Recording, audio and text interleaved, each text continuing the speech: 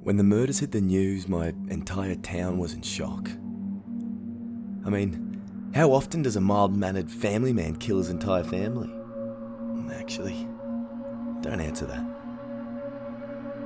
I was in middle school when it happened. Our town buzzed with rumours about Lyle Marston, the wildlife photographer we all knew and liked. He was the friendly guy who'd share pictures of birds and deer at community events. Now the man was a cold-blooded killer.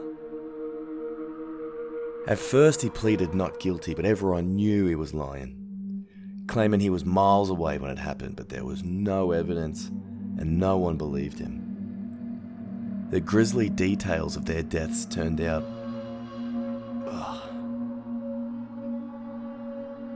They turned our quiet community into a media circus. The mum was found sprawled on the basement floor, her skin chewed and full of bite marks and shredded like raw meat. The son, a kid in my year level, my age at the time, was found skinned and dangling from an old clothesline, his lifeless body swinging gently like some grotesque wind chime. As a child, these images crawled into my nightmares and made a home. I became suspicious of my own father, obsessively clingy towards my mother. I wasn't alone either. Kids at school dared each other to approach the Marston house, to count out loud how long they could stare before fear drove them away. I never played that game, but years later, I'd do something far, far worse. So, time passed and the town moved on. Mr. Marston got off with no jail time. He spanned some wild tale about a woman living in the walls who made him do it. He got off with an insanity plea or something. But trust me, no one believed him. My young mind was stuck on the image of that poor boy, flayed and hanging. It's like something out of a horror movie. Just none of it made sense.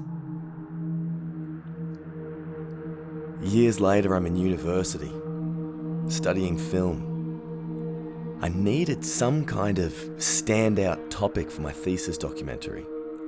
Something that could swing my scores into a little bit of a safer territory. That's when I had the bright idea to interview Lyle Marston, the infamous man who everyone believed was a murderer. Now, this is no excuse, but I never expected him to actually agree. But he did. My hands shook as I dialed his number, but his voice on the other end was chipper and upbeat, far from the shadowy monster I'd imagined. He said it was time to set the record straight. I should have known something was off when his only request was that I come alone. Now, I'm not stupid, but I am pragmatic. Marston had to be in his 70s by now, no longer the threat he once was. The next week, I lugged my heavy JVC camcorder the 2 miles or so from the nearest bus stop to his doorstep. Now, when I arrived, the man who opened the door didn't look a day over 40. He moved with an unsettling energy, his green eyes bright and wide like a predator's. His smile was thin, twitching at the corners as if he was suppressing a laugh at some private joke. Everything about him, and I mean it, everything, screamed wrong. Come in, he urged, his voice way too enthusiastic. It was like he was welcoming an old friend. Every muscle in my body screamed to leave. But what can I say? Just politeness and people-pleasing just pushed me over the threshold. It's amazing how human beings will ignore their deepest instincts to avoid seeming rude. Now, if you're reading this, you know that I made it out, but that day will forever haunt me. As soon as I stepped inside, a cold, sour odor filled my lungs, seeping into my bones. The house felt alive, the air heavy and damp, like something was watching from every shadowed corner. I couldn't shake the feeling that I wasn't alone. Mr. Marsden guided me into a cluttered living room, where the walls were lined with strange, unblinking eyes, taxidermy animals, their glassy gazes fixed on me no matter where I walked. He insisted I set up my camera facing the basement door, which was slightly ajar, revealing only darkness below. I tried to make small talk. I asked him about his life, but his responses were clipped, his eyes darting nervously towards the basement. "She's still here, you know," he said suddenly, breaking the uneasy silence. "She never leaves. Never left." "Who?" I asked, the hairs on my neck and on my arms all standing up. "The woman in the walls," he whispered, his voice barely audible. "She calls herself Beazle." He then insisted I follow him downstairs. Every rational thought told me to leave, to run, but I don't know if it was curiosity or something else, something more. Something like a pull kept me there. We descended into the basement, each creak of the old wooden steps echoing in my ears like a drumbeat of dread. The basement was even worse than I imagined. The air was dense and foul, smelling of mold and rot, and something else. Something metallic, like iron.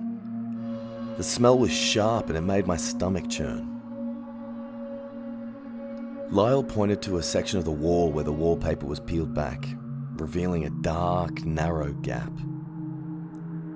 "She lives there," he said, staring at the gap with a mix of fear and reverence. "She told me to do it. She's been with me since I bought this place." That's when I heard it. Suddenly, from the shadows of the gap came a whisper, a soft, sibilant hiss that made my blood run cold. I could hardly make out the words, but it was unmistakably female. A voice that slithered around my mind like a snake. Lyle's eyes widened, and his face contorted into a grotesque smile as he began to laugh. The sound manic and disjointed, echoing through the confined space. He pulled out a small, battered photo album and thrust it into my hands. Inside were pictures of his wife and son, but they weren't the sweet family snapshots you'd expect. They were grotesque. Staged photographs of their bodies after death, his wife on the basement floor, her limbs twisted unnaturally, chunks of flesh missing.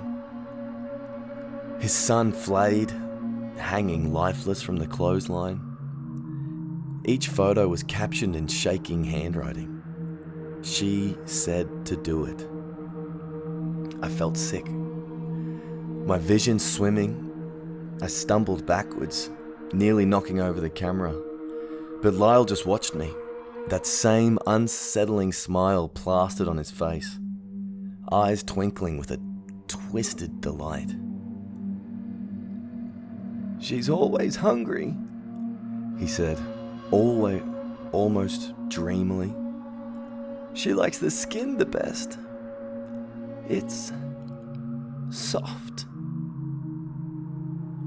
Now, I couldn't get out of there fast enough. I left the camera running, bolting up the stairs and out the front door without looking back. My heart hammering in my chest. The images burned into my mind. For years I tried to report what I'd seen, but the police dismissed me. They'd heard it all before, they'd investigated 100 times and always found nothing. But now, and still, I can't stop thinking about it.